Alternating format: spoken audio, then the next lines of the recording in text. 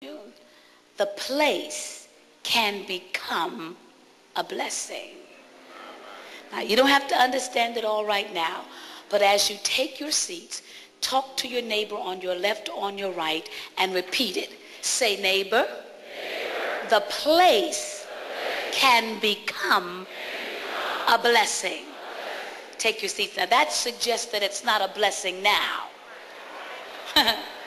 but before it's over, it has the potential to bless me.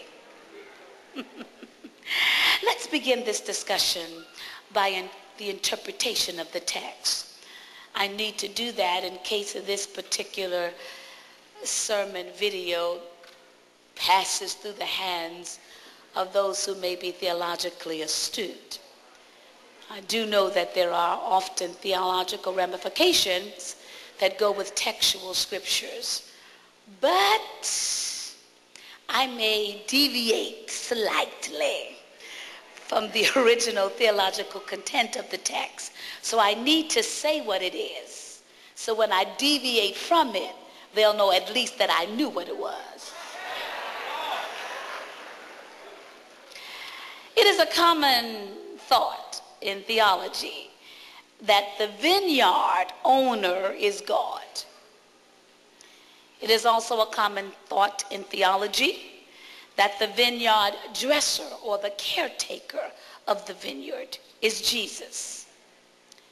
And lastly, that the barren fig tree is representative of Israel. Those are the theological concepts of the text, that the owner of the vineyard is God. Jesus is the caretaker or the dresser. And that the fig tree that is barren is Israel. Along with that, there are two acceptable thoughts. And that is that God is merciful and long-suffering, in that he does not or did not and still does not want anyone to perish. Doesn't want Israel to perish, and he doesn't want the Gentiles to perish. And the second train of thought is that God is a God of second chances. I'd like to deviate from the original content of the text and keep certain components and then add something or rearrange something. Let's keep God as the owner of the vineyard. Let's keep Jesus as the vineyard dresser or caretaker. But let's move Israel from being the barren fig tree and let's make it you. I know I ain't gonna get a whole lot of help, but I come to work, so it's perfectly all right with me. God owns the vineyard.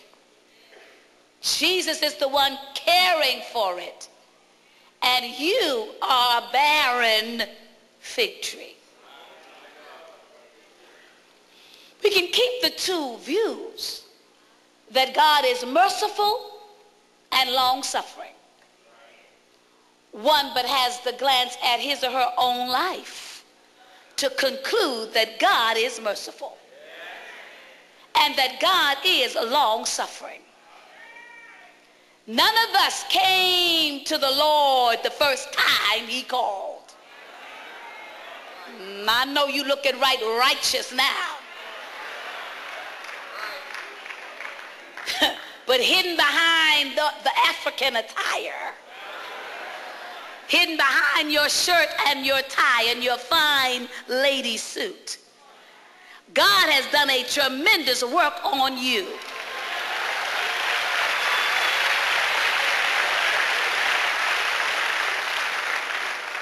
Some of you were like me. I didn't even like myself before I got saved. I thought I liked myself, but I really didn't like myself.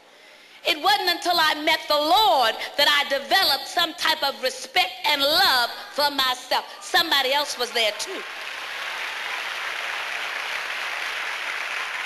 Thank God for his mercy, and thank God for his grace. Thank God he put up with us when we couldn't put up with ourselves.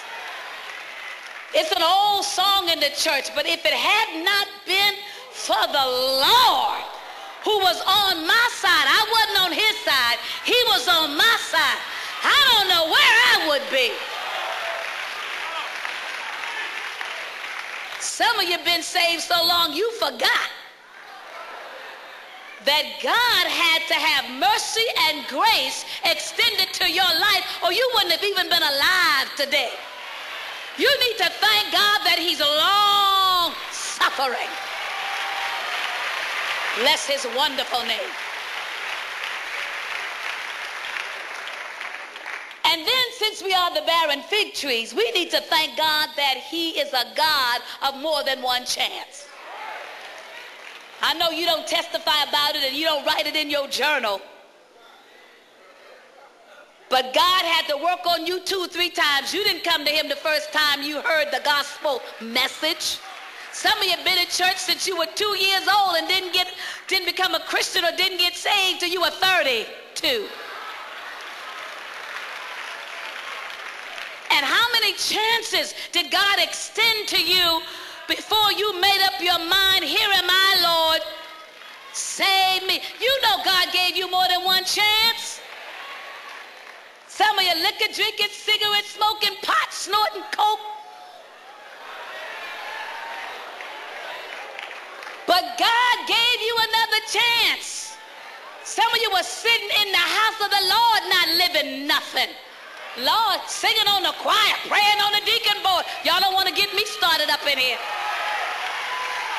But he gave you another chance. You ought to get happy because he's a God of a second, third, fourth. Lord have mercy. Thank you for the chances.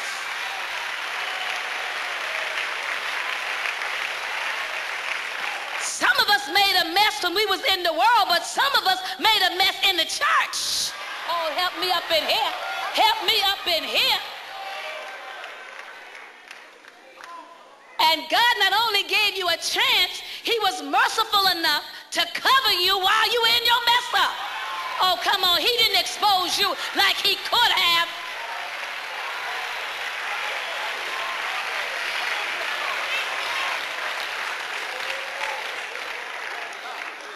But he's a wonderful God.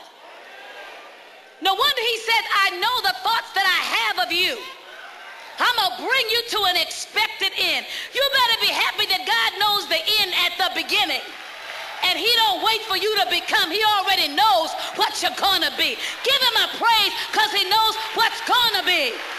Bless his wonderful name. Lord, help me to preach up in here today.